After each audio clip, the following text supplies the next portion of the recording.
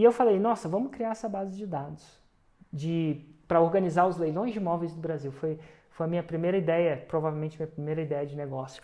E aí a gente começa a criar, eu não volto para o banco, passa 3 meses eu não volto para o banco, e a gente fica dedicando, fazendo, enfim, criando a logística para inserir os dados, depois o site, a parte técnica, e eventualmente, eu acho que mais ou menos aí em agosto daquele ano mesmo,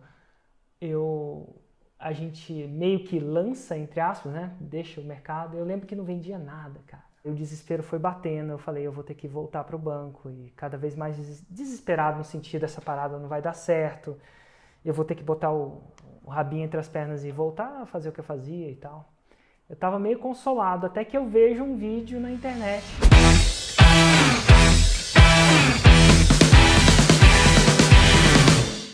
São 3 pilares que sustentam todo 6 em 7. Lista, lançamento e produto. Aqui nesse podcast eu vou te mostrar onde deve estar seu foco. Porque quando você foca naquilo que você tem controle, os resultados vêm no longo prazo. O fato é o seguinte, a dor passa. O 6 em 7 fica. Seja muito bem-vindo a esse podcast, esse episódio do podcast 6 em 7 em casa. Esse é o podcast onde a gente discute estratégias e táticas para você chegar no seu primeiro 6 em 7. E eu sou o Hugo Rocha e eu tô aqui com o Érico Rocha para mais um episódio. Tudo bom? Vamos lá.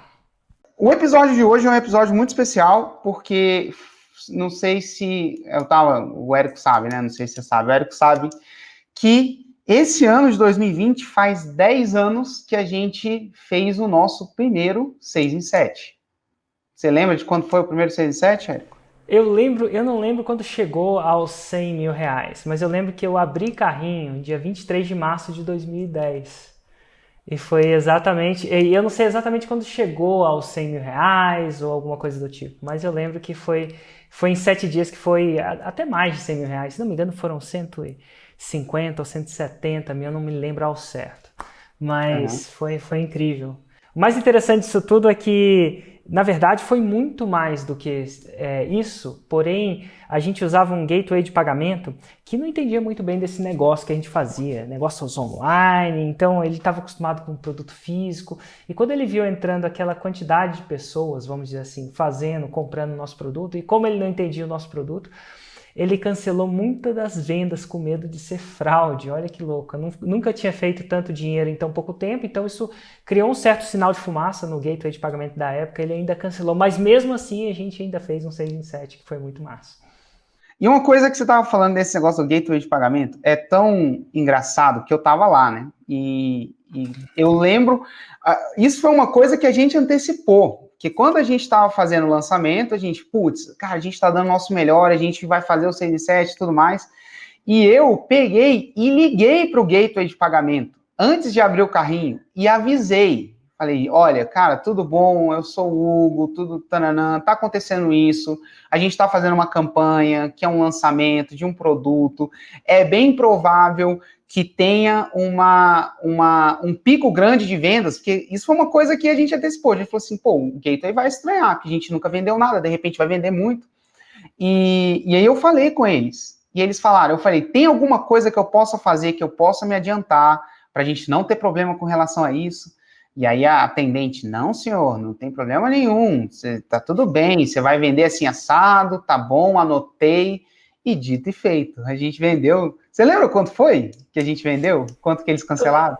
Eu não lembro exatamente, mas foi muito, porque eu acho que eles fizeram tal que eles davam 3 dias para ligar para cada cliente e confirmar cada venda. E aí, à medida que acontecia, se eles não conseguiam contactar o cliente, eles cancelavam a venda. Então, assim, foram muitas vendas mesmo, porque nem todo mundo atende o telefone, nem todo mundo está disponível na hora que o cara liga, e na cabeça deles, você, só vender de novo. Mas eu tentava chorar e não conseguia, né, quando a gente fez as vendas, mas ao mesmo tempo, o que mais me impressionou foi, nossa, vamos ver pelo lado bom, apesar de, né, nesse momento a gente sempre está olhando para as vendas que a gente perde. Nossa, eu fiz 100 mil reais, mais de 100 mil reais em 7 dias, e eu fiz isso através de uma fórmula, logo eu podia repetir. Então, assim, foi um dia incrível. Foi a primeira vez que eu vi que ia dar certo mesmo, assim, um sinal real de vida, que aquilo ia dar certo mesmo. Para mim foi a primeira vez que eu olhei e falei assim, putz, não vou precisar fazer um concurso para o Senado. Essa era a meta, era tudo que a gente tinha sido treinado na nossa família, era para você fazer um concurso ou passar num bom emprego, né? Concurso era a ideia de bom emprego que os nossos pais tinham. Isso é uma coisa engraçada, né? Porque esse é um episódio marcante, porque são 10 anos de 6 em 7, e é um episódio onde a gente vai conversar um pouquinho para contar a história para a galera, para falar como é que a gente chegou lá. Cara, de onde veio o 6 em 7? E depois do 6 em 7, o que aconteceu? Como é que do 6 em 7 a coisa virou para o que é hoje? Essa, cara, fórmula de lançamento, enfim, referência quando a gente fala em marketing digital, você é um grande nome, referência quando fala em marketing digital, vai no aeroporto, pessoal tirando foto, enfim, vamos entender como é que a gente chegou lá. E é interessante, porque, como eu estava falando, o plano era fazer um concurso público. E eu nasci na mesma família que você, cresci na mesma família que você, e uma coisa que eu sei que a gente não tem é qualquer referência de empreendedorismo lá. Eu acho que a última referência de empreendedorismo que eu tenho, não sei se você tem alguma outra aí, é o nosso bisavô, que foi avô da nossa mãe. Ele foi, eu acho que, o último empreendedor da família, e é uma coisa assim, é um bisavô longe, que a gente nem chegou a conhecer, nem de perto chegou a conhecer. Então, tudo que a gente tem na nossa família, tudo que a gente não tem ali na nossa família, não teve, foi referência de pessoal empreendedor. Inclusive, a gente teve... Eu não sei se é referência positiva que você está falando, né? Mas referência negativa a gente teve. Meu avô faliu, né? Quando ele era dono, depois que minha avó faleceu, ele entrou num negócio de ramo de empréstimo de dinheiro e quando, no final das contas, quando ele faleceu, ele não era dono nem da casa onde ele morava, ele perdeu tudo, acordava às 4 horas da manhã para assar biscoito de polvilho e pão de queijo para ganhar a vida, basicamente. Tem as referências dos nossos primos, né, que nada de certo ou errado, mas eles entraram no negócio de calçados e não deu certo também, acabaram, se não me engano, falindo também. Então tem muita referência negativa mesmo, muita mesmo. Cara, diante desse cenário, tem a famosa frase que o homem é o produto do meio. Como é que você veio parar no empreendedorismo? Como é que você veio parar aqui onde você está? É engraçado, né? Teve um livro que modificou minha vida. Eu não sei se eu conto isso muito a sério, porque às vezes no palco ou nos lugares eu não tenho tempo de contar a história inteira. Mas eu morava em Londres, se não me engano, já morava em Londres, não sei se morava na Alemanha ou em Londres, mas enfim, já morava na Europa, tinha um bom emprego.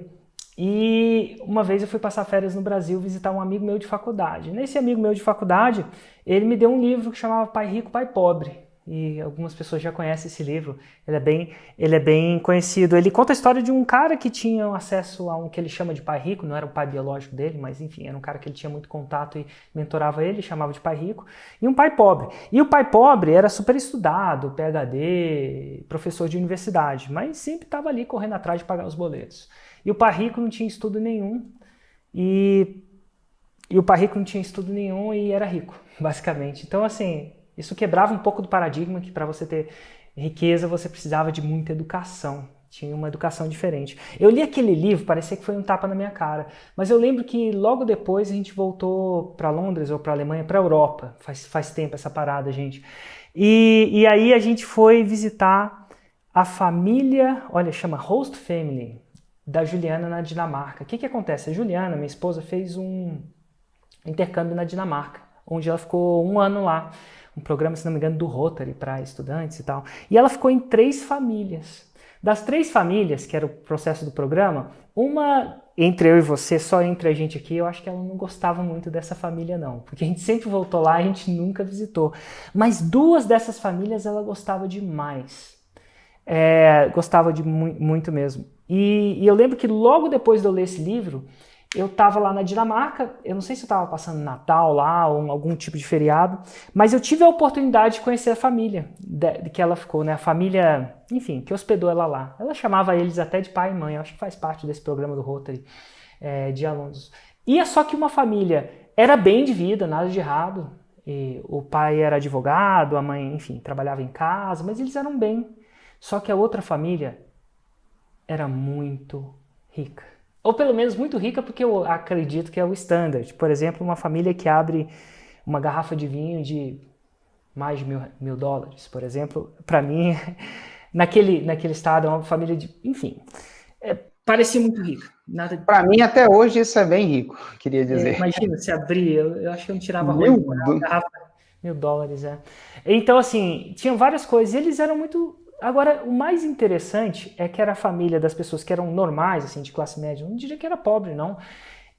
O pai era um advogado, super estudioso e tal. Nada de... O que eu imaginava que você precisa ser para se dar bem na vida, alguma coisa do tipo. Só que a família que era rica, ninguém parecia ter muita educação, no sentido de educação como a gente entende. Eles tinham uma fábrica de cortina. E eles começaram costurando cortina, o pai e a mãe. Os 2 filhos deles, da família rica, vamos dizer assim, não fizeram faculdade, não mesmo. E eles tocavam aquele negócio de fazer cortina, e eles eram fazedores de cortina. E aquilo foi uma coisa tão grande, assim, porque eu acho que o livro despertou esse negócio de que não necessariamente o estudo era o caminho para a abundância financeira, mas quando eu vi lá, eu estava dentro de uma família que era muito mais rica do que a outra, e uma família era empreendedora e a outra não necessariamente. E aí foi a primeira vez que eu descobri que, nossa, o único jeito de você criar uma abundância financeira maior, isso é escala financeira mesmo, é você não trocar o seu tempo por dinheiro. Porque por mais que o pai da outra família fosse muito bem pago, imagino que era muito bem pago e tal, advogado e tal, renomado, ele trocava tempo por dinheiro, ele não teria escala. Para ele ganhar mais dinheiro, ele teria que trabalhar mais. Eu sei que ele pode cobrar mais, mas mesmo assim tem um teto. E a outra família vendia um produto. Um produto. E, quer dizer, você pode vender uma cortina, 2 cortinas ou 1 milhão de cortinas. Então, o segundo modelo era muito escalável. E aí que eu me via... eu acho que eu já estava em Londres nessa época. Eu me via ganhando muito bem. Eu ganhava em 1 mês o que o meu irmão mais velho ganhava em 1 ano. E eu comecei a despertar que talvez aquele não seria um veículo para eu ter, vamos dizer assim, liberdade financeira, ou enfim, ter abundância financeira na época. Eu pensei nisso, né? Então esse foi o primeiro despertar, foi com um livro, olha que louco, Pai Rico, Pai Pobre, e logo depois uma viagem que me fez intensificar os aprendizados desse livro. Dali por diante, eu reacendi em mim, olha que interessante, um sonho que eu tinha abafado dentro de mim. Olha que isso, introspectivamente, foi o que aconteceu. Porque eu lembro que eu tinha sempre a vontade de ser um empreendedor. Olha só, eu queria ser um empreendedor. Só que eu sempre vivi numa doutrina que empreender era ruim, era arriscado. Que bom mesmo era ter um bom emprego. Só que quando eu vi a mistura de ler esse livro e estar visitando essa família, foi a primeira vez que, peraí, isso aí que você tá... Eu não sei se você tem sonhos suprimidos, mas acontece em algumas pessoas, a gente acaba oprimindo os sonhos da gente, né? E naquele dia eu falei assim, nossa, não tem nada de errado de ser empreendedor. Pelo contrário, de repente ele vai me dar o que eu busco, que é uma liberdade de trabalhar de onde eu quero, ou trabalhar com o que eu quero, ou ter certa abundância financeira, ou enfim. E foi aí que eu deixei aquele sonho que estava lá dentro de mim, ele criar asa. Era ok fazer isso. Eu lembro que eu volto para... Só uma perguntinha. Eu lembro também que eu lembro de ser meio que educado de que, cara, para empreender você meio que tem que ter dom. É igual jogar futebol. Ó, ou você é o Neymar, o Pelé, o Cristiano Ronaldo, cara, e ó, ali é meio que tem um caráter de dom. E se você tivesse o dom, você já estava rico na idade que você está. Você tinha isso em você ou não? Ou era meio que, de repente, isso era só comigo? Eu acho que era uma coisa mais de você, viu? Eu nunca tinha essa. Pra mim, empreender era uma coisa errada. Uma coisa que trazia risco. A minha mãe falava do meu avô que faliu. Existia também aquelas crenças limitantes que eu ouvia ou deixava entrar na minha cabeça, que empreendedor era desonesto. Eu lembro que quanto mais dinheiro a pessoa tinha, eu vinha na minha cabeça, nossa, de onde ela roubou? E eu sou de Brasília e isso não é incomum, essa narrativa. De onde ela roubou? De quem que ela pegou? Quem que ela explorou? Então, assim, para mim, eu acho que empreendedorismo, eu deixei entrar na minha cabeça que empreendedorismo tinha uma conotação negativa. E, claro, tem empreendedores negativos também, mas eu acho que tem positivos também, não era uma necessidade característica. Mas quando eu vi que a família lá era uma família do bem, que fazia o bem, que era todo mundo gente fina, que não parecia ninguém desonesto, e eles estavam vivendo honestamente, trabalhando duro, e empreendendo, e tendo liberdade financeira, e podendo... Eu percebi que empreendedorismo não era necessariamente uma coisa ruim. E, gente, talvez seja uma coisa de Brasília, tá? Não sei ao certo. Ou talvez seja da minha família mesmo. Ou talvez seja minha, mas eu tinha essa crença limitante que empreender e ganhar muito dinheiro era ruim. Inclusive, quando eu fazia o 6 em 7, eu tinha até medo de falar que eu tinha feito 6 em 7. Eu não falava que eu tinha para as pessoas, porque eu não imaginava que isso ia soar bem para elas. Não imaginava na época, mas enfim, era uma coisa que aconteceu. Mas foi nesse ponto que eu deixei esse sonho viver, esse sonho sonhar. Porque às vezes a gente tem um sonho, aqueles desejos que a gente tem, que a gente não quer deixar externar porque a gente acha que é errado. Então acontece a supressão disso, né? Tem alguma coisa errada aí, eu vou suprimir isso. Entendi. Então tá, aí você chegou, você começou a empreender, e aí, como foi? Não, eu não comecei a empreender de cara, não. Aí, depois que eu deixei esse sonho sonhar, demorou para ele sair do casulo. E ele sai do casulo quando eu vou fazer um curso de desenvolvimento pessoal.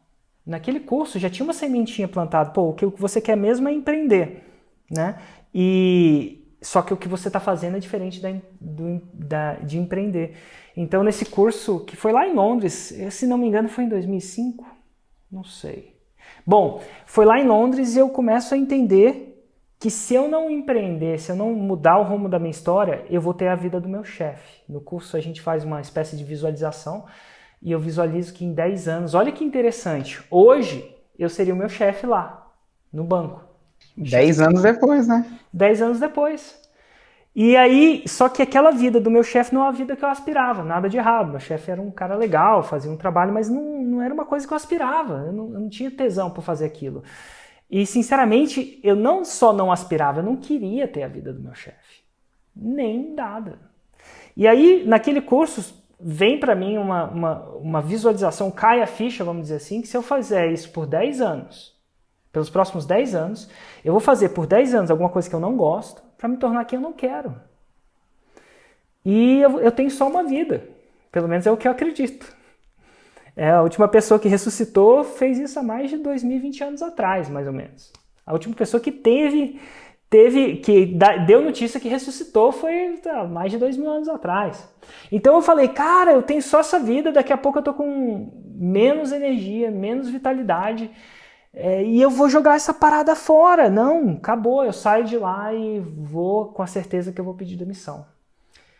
Vou jogar o chapéu do outro lado do muro para ir correr pegar, porque para mim a situação como estava era mais doída. Depois daquele curso, depois daquela visualização, a situação que estava doía mais do que a potencial pior situação que aconteceria se eu tivesse um fracasso como empreendedor. E eu lembro de eu definir qual era a pior situação. Eu aí já estava lendo um livro que chama Trabalhe 4 Horas por Semana, do Timothy Ferriss, e tem um capítulo lá, eu não sei exatamente se é um capítulo ou uma parte, que ele fala assim, se você está com medo de tomar uma decisão, escreve qual que é o pior cenário. E eu estava com medo de tomar aquela decisão, estava prestes a pedir demissão, e eu falei assim, o pior cenário, eu comecei a pensar, cara, eu vou morrer de fome? Não vou morrer de fome. Não vou morrer de fome. Meu nível de vida vai cair bastante, na verdade vai cair muito. E se eu não tiver dinheiro para pagar aluguel? Pensava, eu morava em Londres, né? Eu falei assim, na pior das hipóteses eu volto para Brasília e vou morar com a minha mãe. A minha mãe tinha uma casa que é grande, ainda tem essa casa. Eu falei, ela não vai me jogar na rua da amargura. Então, sem teto, eu não vou ficar. E, quiçá, vou conseguir comer lá também. Agora, quem pensa que morar com a mãe é bom é porque não conhece minha mãe, entendeu? Eu não queria morar de volta com a minha mãe, nada de errado, amo muito dela, ela na casa dela e eu aqui na minha, entendeu? Então, assim, pra mim aquela era a pior situação. Mas eu pensei, cara, o que é pior? Eu deixar de saber se eu não vou viver aquele potencial que eu tenho ou a possibilidade de morar com a minha mãe de volta? De ter que regredir, de ser vamos dizer assim, um executivo, um profissional de sucesso em Londres para voltar a morar com a mãe. Eu preferia voltar a morar com a minha mãe do que passar 10 anos fazendo o que eu não queria para me tornar quem eu não queria me tornar. E aí foi aí que eu fui lá e pedi demissão. Peço demissão, me arrependo no outro dia, durmo, me arrependo, vou tentar cancelar a demissão. Meu chefe fala, não, Érico, agora você pediu demissão, você tem que ir. E eu vou. E aí começa a minha carreira de empreendedor sem ter o que empreender. Não tinha o que empreender. E eu pensei, cara, esse curso de desenvolvimento pessoal vai ser o mais caro do mundo, porque ele me fez pedir demissão. Eu ainda no começo eu me tornava vítima dele, né? Do curso. Eu achava que, eles, sei lá, o que fizeram comigo, sei lá o quê. Enfim. Mas eu tinha jogado o chapéu do outro lado do muro. Eu lembro que eu já estava preparado para buscar um outro emprego, e aí a Juliana fala, Ju, não se preocupa que eu vou buscar um outro emprego, vou consertar essa burrada que eu fiz. E ela fala pra mim, Érico, por que a gente não viaja por 3 meses? Você nunca tira férias direito? Depois você volta e se mata de trabalhar. Não sei se ela falou se mata de trabalhar. Depois se volta a trabalhar do jeito que você sempre trabalhou. Aí eu falei, é verdade. Vamos lá. E aí eu pego um avião, vou visitar uns amigos meus. Na verdade, o primeiro amigo que eu vou visitar é o Mário Sérgio, que morava em Lausanne. Estava fazendo um MBA lá, numa grande escola. E aí eu vou visitar o Mário Sérgio e no meio do avião eu falo assim, nossa, cara, se eu fundar um negócio nesses 3 meses, eu não preciso voltar pro banco. E aí passou a ser uma parada muito... Eu passava a pensar, mas o que eu vou fundar? O que eu vou fundar? O que eu vou fundar? Meu Deus, o que vai acontecer? Foi aí que eu tive a ideia de pegar uma ideia que já funcionava na Inglaterra e implementar no Brasil. Era o seguinte, na Inglaterra, eu procurava, eu tinha interesse em imóveis, vamos dizer assim. E os leilões de imóveis na Inglaterra eram bem organizados. Existia um site que você entrava lá e tinha todos os leilões de imóveis. E a gente no Brasil não tinha isso. Na época acho que já tinha te convencido a gente montar um negócio de leilão de imóveis, de comprar imóvel abaixo do valor de mercado em leilão, né, como um negócio. Já tinha, acho que foi isso. Enfim, e eu falei, nossa, vamos criar essa base de dados para organizar os leilões de imóveis do Brasil. Foi a minha primeira ideia, provavelmente minha primeira ideia de negócio. E aí a gente começa a criar, eu não volto para o banco, passa 3 meses eu não volto para o banco. Eu e o Hugo, né, começamos a criar esse negócio e a gente fica dedicando, fazendo, enfim, criando a logística para inserir os dados, depois o site, a parte técnica e eventualmente, eu acho que mais ou menos em agosto daquele ano mesmo, a gente meio que lança, entre aspas, né? Deixa o mercado. Eu lembro que não vendia nada, cara. Nossa. Dali até dezembro não vendia nada, e o desespero foi batendo. Eu falei, eu vou ter que voltar para o banco e cada vez mais desesperado no sentido dessa parada não vai dar certo. Eu vou ter que botar o rabinho entre as pernas e voltar a fazer o que eu fazia e tal. Eu estava meio consolado, até que eu vejo um vídeo na internet de um cara. Na verdade, eu vi um vídeo. Como é que eu vi um vídeo? Qual o primeiro vídeo que eu vi? Você lembra? Do Frank Kern tocando guitarra. O primeiro que me vem, que eu tenho lembrança... Acho que esse foi um dos primeiros. Eu comecei a procurar no YouTube sobre marketing digital, que eu precisava aprender essa, e vi um vídeo de um cara que chama Frank Kern. Ele existe até hoje. E ele estava tocando guitarra, achei o conteúdo dele fantástico. E comecei a seguir esse cara. Eventualmente, eu vi ele promoveu um produto do Tony Robbins. Olha que louco, Hugo. Sabe o Tony Robbins? O Tony Robbins. O Tony Robbins estava entrevistando empreendedores digitais. No caso, o Frank Kern era um. E nesse processo ele entrevista um outro empreendedor digital, que é o Jeff Walker, o famoso Jeff Walker. Enfim, E eu começo a entrar nesse mundo do empreendedorismo digital, né? Primeiro seguindo o Frank, depois, enfim, seguindo o Tony. Eventualmente, o Frank começa a promover um lançamento do Jeff. Olha que interessante. Sobre uma fórmula que era capaz de gerar 1 ano de vendas em 7 dias. Na verdade, um produto que ensinava lançamentos. E eu fiquei vidrado naqueles vídeos de promoção daquele produto. Eu acho que ele me deixava com uma vontade incrível de comprar o produto. No final dos 3 vídeos, ele ia vender um produto, eu estava ligado. Só que eu não sabia quanto custava. E para mim era aquilo, naquele momento, era provavelmente a última cartada que eu ia dar. A gente nunca sabe até saber. Mas eu segurei e falei assim, cara, se for menos de $10 mil, eu compro. Aí para muita gente, meu Deus, você ia pagar isso? Eu ia, eu estava desesperado, era o meu negócio, quem tem empresa sabe como é que é o desespero. E na época eu falei, cara, se for menos de $10 mil, eu pago. Se for menos de 10 mil. E na época ele lançou, era $5 mil. Eu paguei assim, feliz, porque eu achava que ia ser 10 mil. Abri o carrinho e paguei feliz. Eu acho que foi uma das primeiras compras online que eu fiz na minha vida. Foi $5 mil num curso online. E aí a gente tinha uma parte que era um bônus, um evento ao vivo, que era mais um bônus lá em Los Angeles. A gente foi lá, gastamos mais uns $5 mil de passagem para mim, para você, para ir lá e aprender. E no final das contas ficou meio que uns $10 mil aí. Só que aí a gente volta e naquele negócio eu vejo a luz ali. Para mim parece um momento de iluminação mesmo. Porque eu vi uma pancada de pessoas fazendo 6 em 7 e pessoas que eu acreditava que, tipo, não pareciam mais espertas que eu. Pessoas normais. Não eram prodígios, ou não parecia que era sorte, parecia que eles só seguiram o método. Eu volto, eu acho que esse evento ao vivo já é em fevereiro, eu volto em fevereiro e de novo, 23 de março, há 10 anos atrás, a gente faz nosso primeiro lançamento e chega ao nosso primeiro 6 em 7. Que o carrinho abriu no dia 23 de março. De 2010. Eu lembro que foi 40 mil só na primeira hora. Foi incrível, incrível. Era incrível mesmo, era uma felicidade que não tinha tamanho. Não necessariamente pelo dinheiro, porque eu fazia dinheiro antes, né, como funcionário de um banco, mas é mais pela... Você ter aprendido a fazer o 6 em 7, não é o 6 em 7, né? E se você for parar para pensar, o 6 em 7 foi quase um filho para mim. Pensa bem, 1 ano, procurar um negócio, foi um caminho mais sofrido, né? Foi sim. E aí, você fez o 6 em 7 e depois? Tipo... conta aí.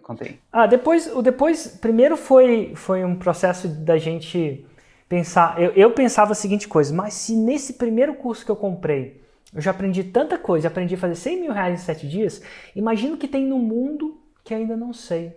E esse primeiro $100 mil, ou o que sobrou deles, eu investi todos em curso lá no exterior. Eu lembro que todo lugar que tinha um lugar para colocar meu e-mail, eu colocava para seguir o cara. Eu lembro que eu comprei quase tudo, comprei muita coisa, inclusive alguns deles até viajando. E por 6 meses a gente fez tudo. E descobri até um monte de coisa legal. Às vezes até conto isso nos outros podcasts. Mas nada fazia $100 mil em 7 dias. Então assim, meio que por sorte ou por destino, que é que você vai chamar disso, eu tinha encontrado a fórmula. E aí a gente volta, depois de 6 meses meio que distraído, começa a botar aquilo em jogo. E eu ainda lembro que naquele ano a gente fez, como empresa, $450 mil de faturamento. E naquele ano o dólar ele era muito diferente do que ele é hoje, então $450 mil era muito mais do que eu ganhava no banco. Então eu fiquei já estava super feliz. No segundo ano, agora mais focado, sem tentar procurar tentar procurar um outro rabo de saia de conteúdo, sabe? Mais focado mesmo. A gente tinha feito 2,5 milhões.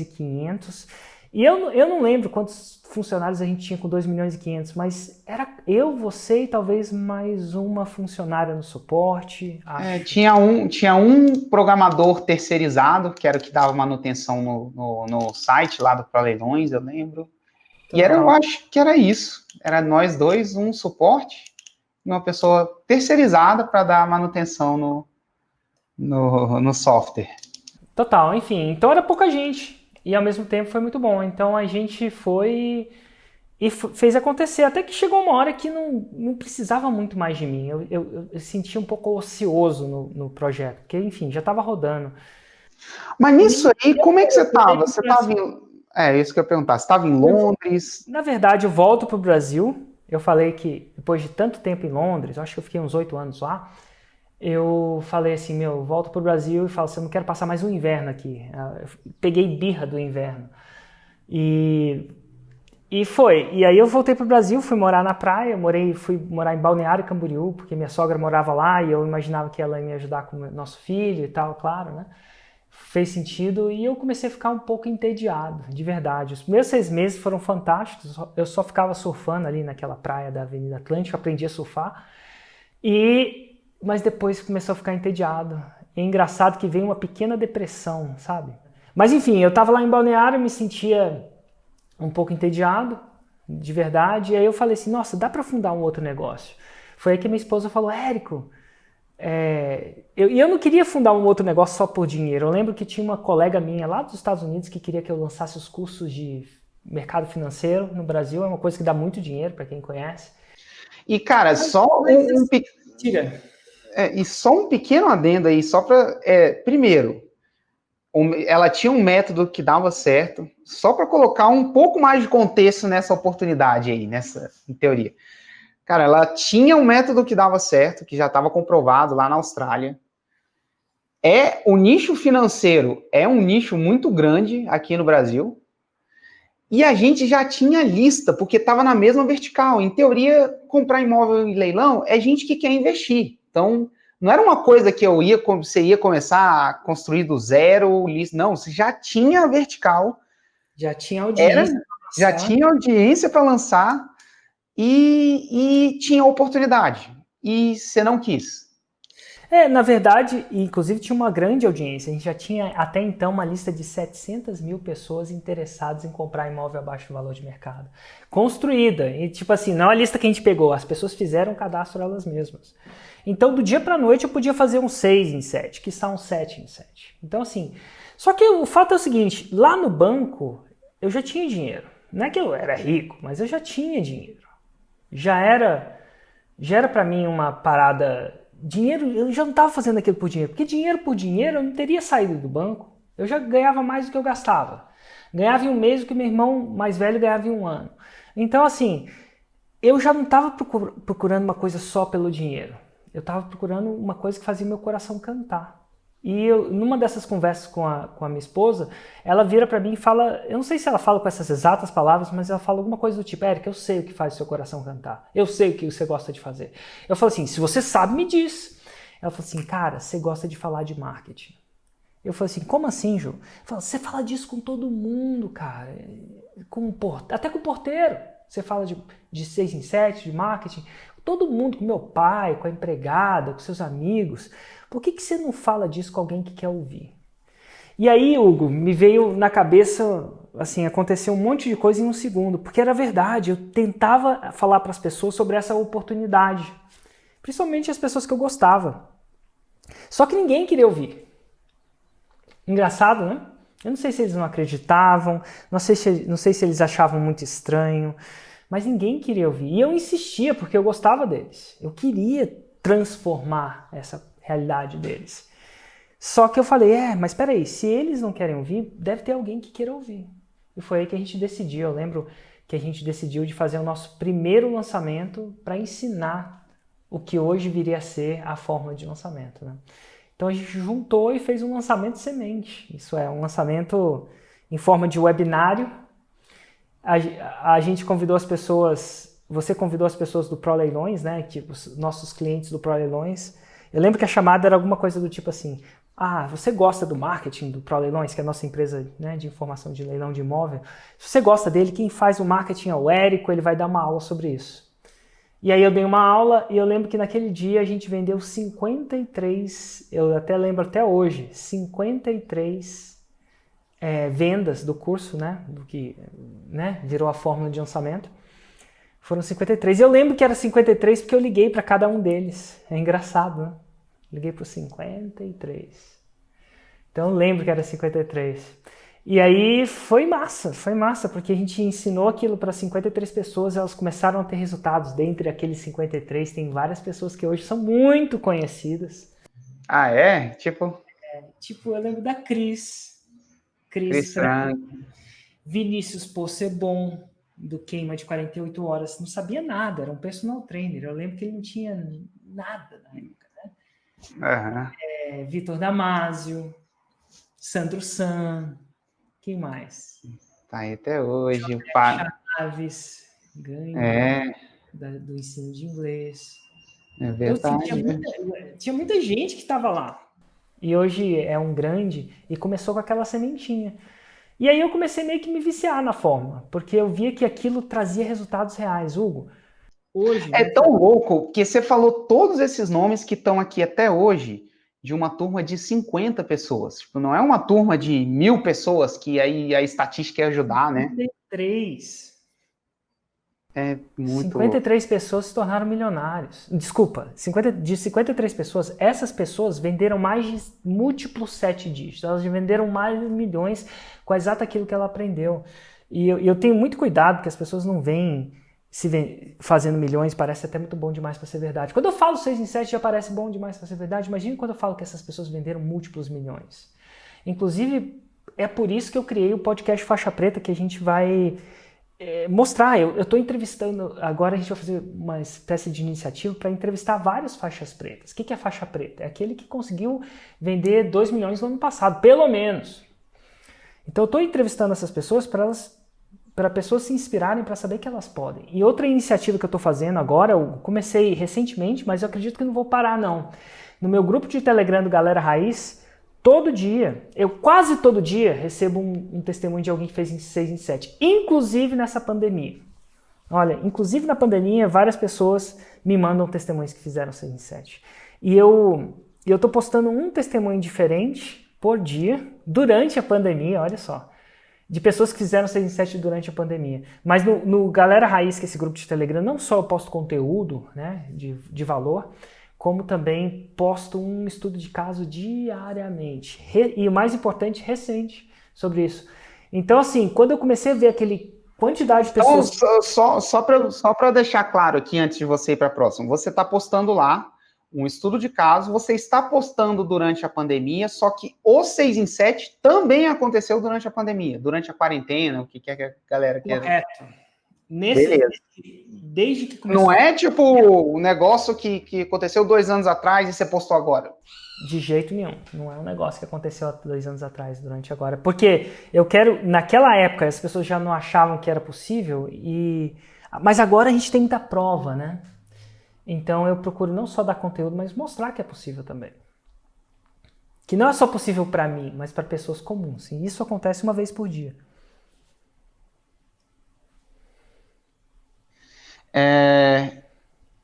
Vou pegar umas perguntas que tá chegando ao vivo aqui também.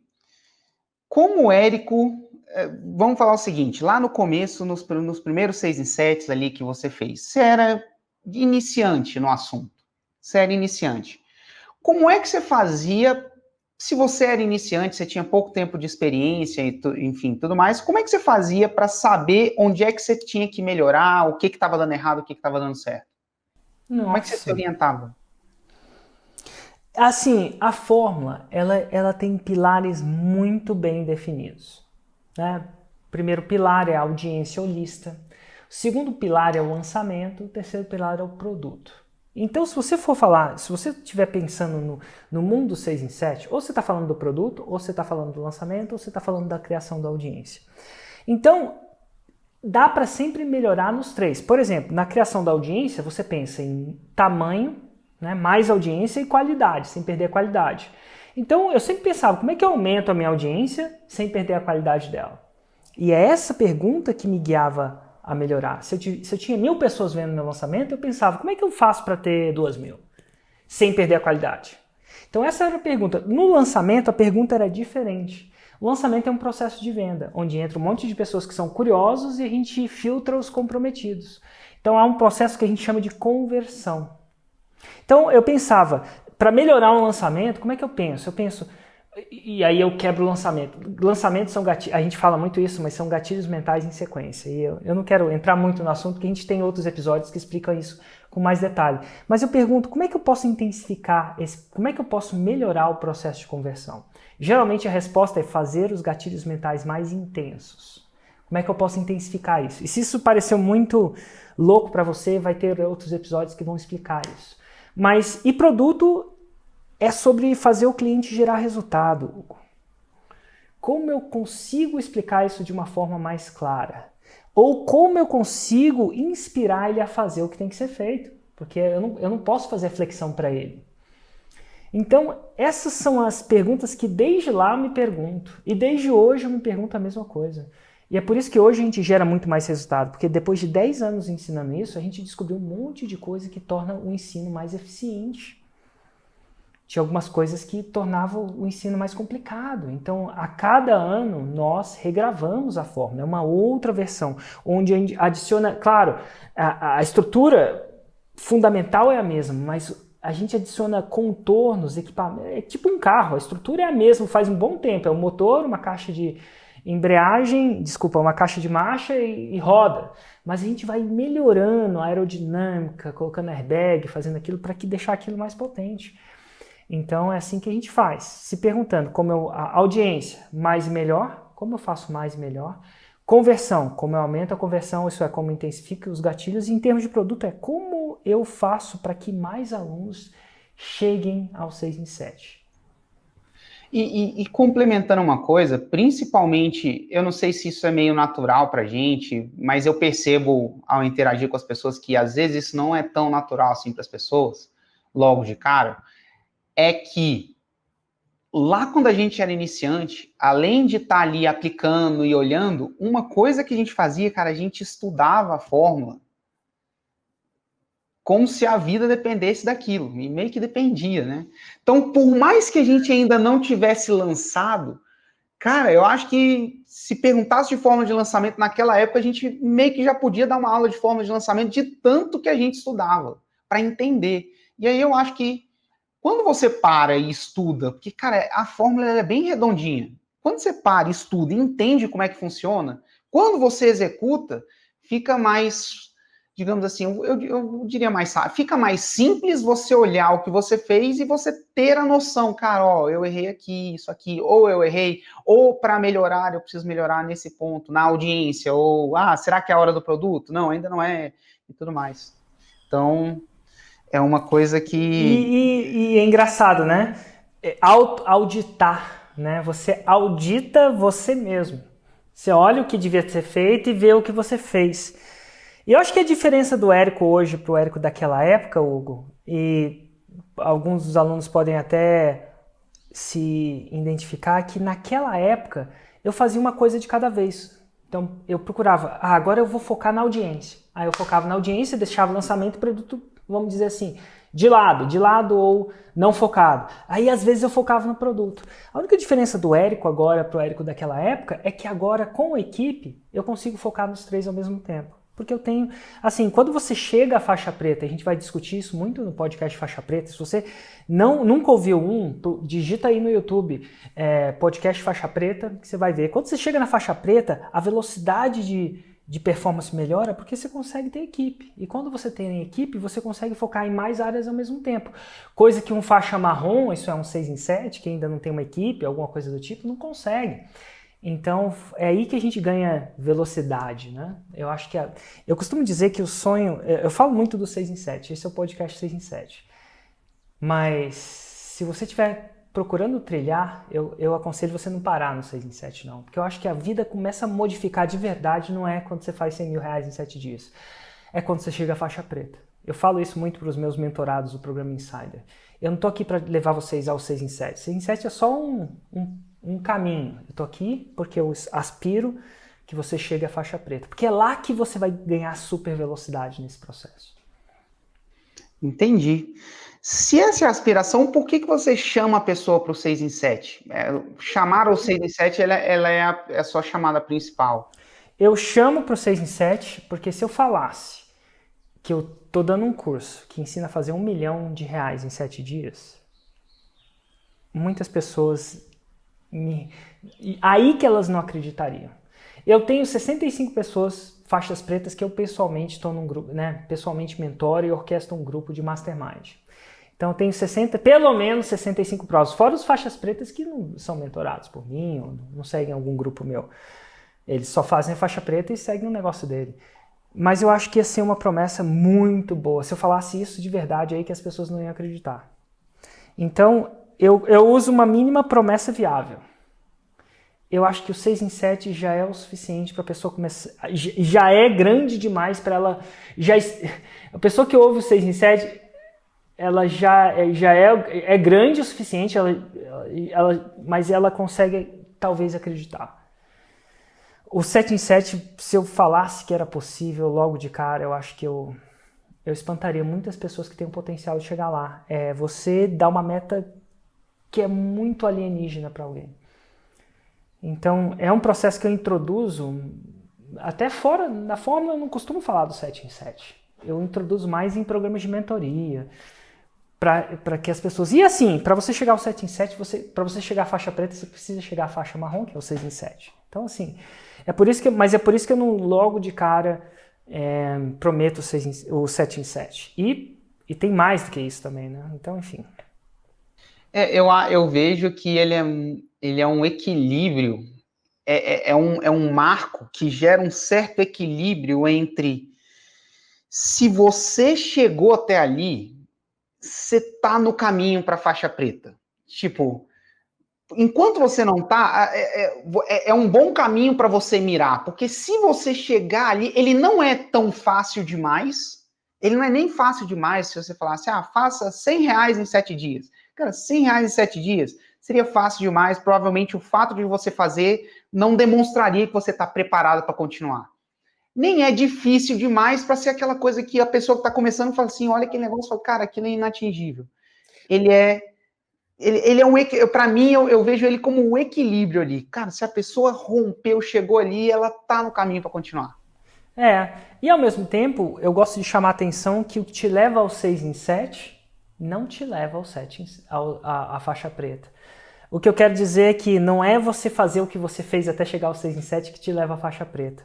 E é por isso que a gente criou um podcast faixa preta. Então, para aquelas pessoas que estão mais interessadas na diferença entre o 6 em 7 e a faixa preta, que é 2 milhões por ano, começa a ser uma outra história. E a gente conta essa história no outro podcast. De novo, se você colocar aí no ar podcast faixa preta no YouTube, você vai achar pelo menos algumas entrevistas. E lá eu procuro distinguir as nuances que diferem um faixa marrom, isso é um 6 em 7, de um 7 em 7. E há distinção bem clara nisso, né? A gente vai passando...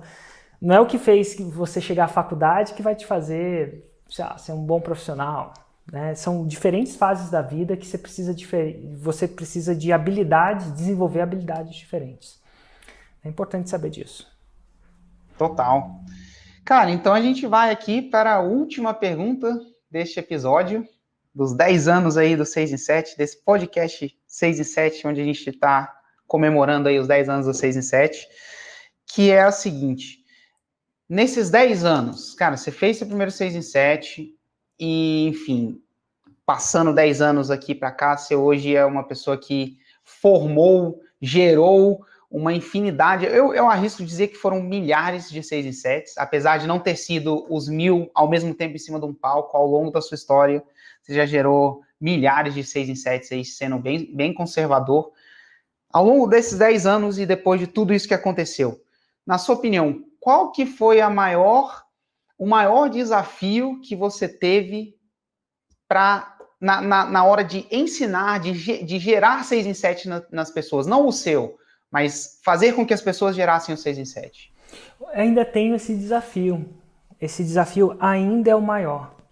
Por mais que eu fale para as pessoas seguirem a fórmula, a receita, um típico aluno meu comum, ele tenta colocar a carroça na frente dos cavalos. Ele se acelera demais, né? Vai estudando as paradas, se acelera, vê uma paradinha no módulo 5 e tenta aplicar essa paradinha no módulo 5 antes de aplicar a paradinha do módulo 4, antes de aplicar a paradinha do módulo 3. Eu insisto isso várias vezes. Isso faz com que ele demore muito mais para fazer o 6 em 7. Porque ele bota a carroça na frente dos cavalos, porque acha que não tem problema. E aí faz o lançamento e não tem um resultado esperado. Eu costumo até dizer que é por isso que eu creio que as pessoas demoram 7 lançamentos para fazer o seu primeiro 6 em 7. Porque elas não acreditam tanto na fórmula, demora para crer que aquilo tem que ser naquela sequência, naquele formato que está super otimizado, porque um típico aluno meu tem mais de 30 anos, típico, tá?